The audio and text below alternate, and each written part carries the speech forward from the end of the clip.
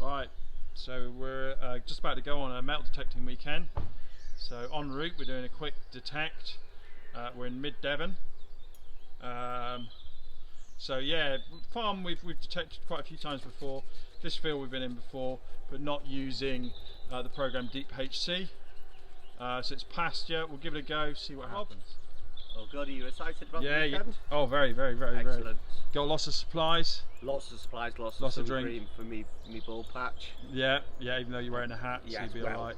It won't be on all the time, but yeah, Here comes the tractor, look. Tractor's coming. Tractor's coming. That was one hell of a pothole on the way, wasn't it? That was not a pothole. Was it? No, alright. We might need to move out interruption because we went to go and chat to the farmer. That was George. I do get confused between which one's which, George and Jack.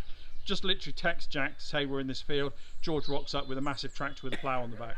So, but luckily he's going to go the long way around to the other field because he was going to cut across this field, but we're both parked in his way. I mean, we could move our cars, but he kindly said he'd go the other way. Not many people are going to mess with a tractor that size, are they? Nope.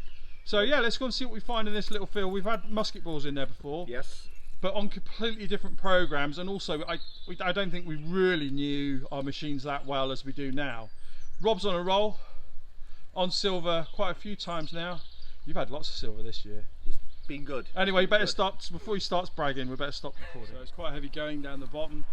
It's basically one of those sort of boggy type fields that's normally hard to walk on anyway, but now because it's so dry, you're just trying to watch not falling into like a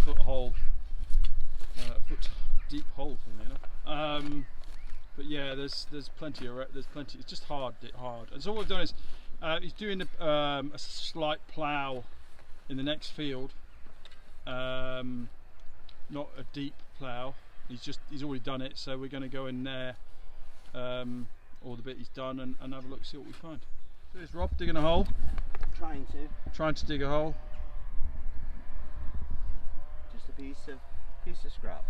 Piece of scrap. Oh well. So much better than nothing, mate.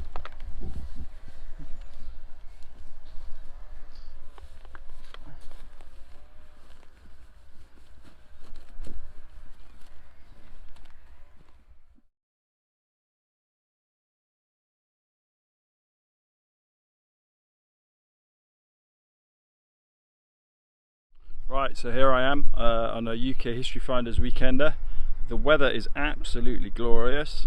We're in the first field number 1 or 3 or 2 or 3. We originally went down to field 5.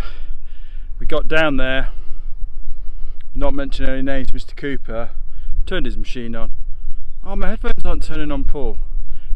There's something dead wrong with them, dead wrong. And sure enough, he'd got his XP1 headphones for his DS2, which I pointed out to him, and then we swiftly walked back to the car and we came over to these fields. But it is glorious. I'm going to turn around the camera in a minute. There's lots of people detecting.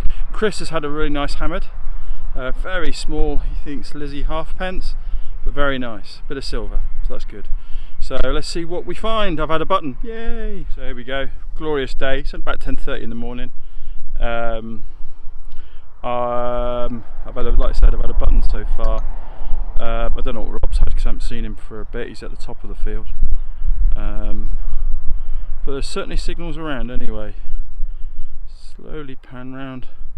Rob is right the way over there, so yeah, see what we find later.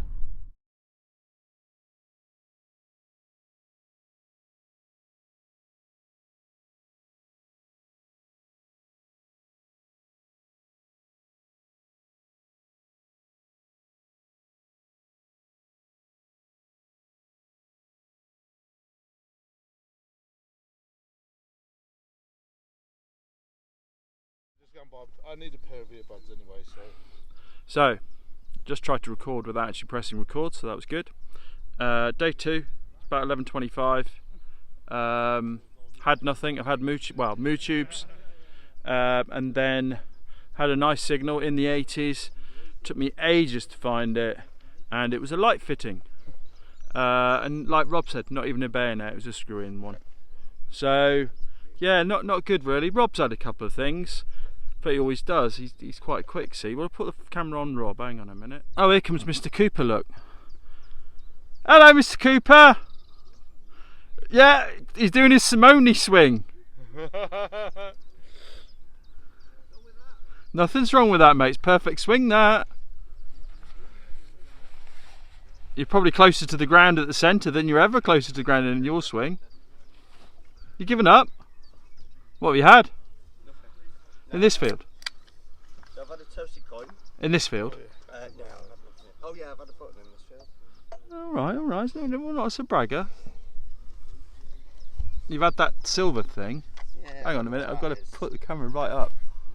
Right up. That was me Roman. That was me Roman. Oh right, okay. Which turned out to be a button. Yeah. Oh, the one that was silver thing? No. I can't even see if it's focusing, mate, 'cause it's so bright. I can't see, mate. I can't see the video. What coin did I have? Well, I'm going to turn the video off now because A, everyone's pointing at. I'm pointing towards the sun, and B, they're bragging. I'm not bragging. No. Time for a bit of early lunch. You're gonna have some early lunch then. Yeah, you get your headphones, and then we can decide where we want to go. Yeah. Now I've got to stand up. Maybe I need you want to hold on to the tow bar. Well, that's what I said to Rob the other day. You could just hold on to the tow bar and then skate along and detect at the same time. Cooper's helping me. I overfilled my car with oil. Mr. Cooper's helping me do it. I haven't got the microphone on, so it might be a bit windy. But what you got there, Rob? You having a drink? What I found. Oh, that's nice. Drink up then. So just a quick summary of my male detecting weekend. I didn't have a lot of luck, but in all fairness, it was really hot. My feet were always aching. My knees were hurting. I mean, I can overcome the knees with painkillers, and I did take quite a few painkillers with me. In all fairness, I didn't take many. I took like 6 over the 3 days, which wasn't too bad, considering I took about 50 with me. Because I have arthritis in my knees, so it does make it quite a struggle to detect. But really, my feet were really hurting, and Rob was saying the same. So, but he endured. He certainly detected for longer than I did, and he really did put a lot of effort into his detecting. So much so that on the second day, which I didn't film in all fairness, or in that occasion, in field 3, he had a cut half and he had another small hammered.